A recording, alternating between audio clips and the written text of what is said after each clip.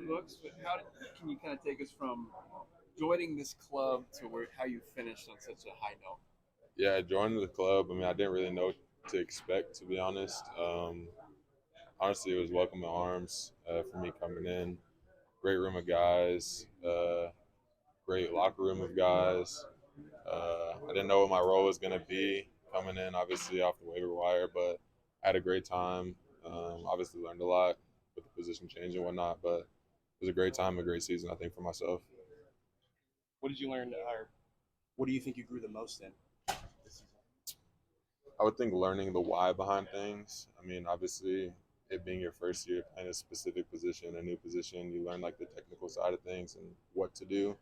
But for me, it was really learning like the why, understanding why I was doing certain things, why I was getting certain leverage in certain blocks. Um, so yeah, I would say learning the why behind the playbook and the technical stuff. What's the biggest challenge making the transition from wide receiver to tight end, and who helped you out the most here in this locker room? I would say the biggest challenge was getting to the point where I understand that I could do it.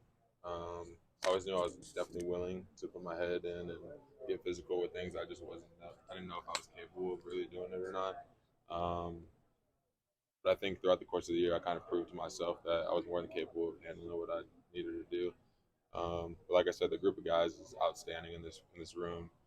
Coach Steele did a great job with me. But I think overall, Jeff Swain was like the guy that really helped me the most. Big kudos to him. He's a great guy, great leader. He's a great teammate and brother to have. Despite just a 4-win season, there seems to still be a lot of optimism around this team, this locker room. Why do you think that is from your perspective?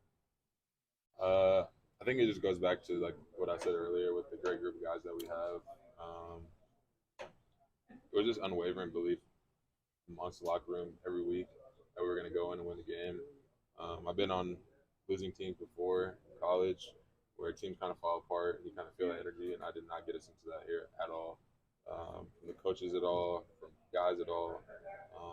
Every day, people were coming here to put their best foot forward, and that's something that I had a lot of respect for. That's how I try to carry myself. But it was really cool to see.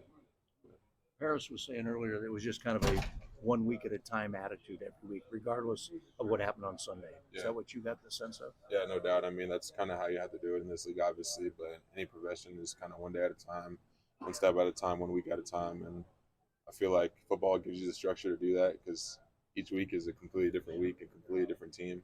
So it's kind of built in. But obviously, when things aren't going the way you want them, it's sometimes harder to keep it that way. But I feel like we did a great job of doing that, coming in every day and every week.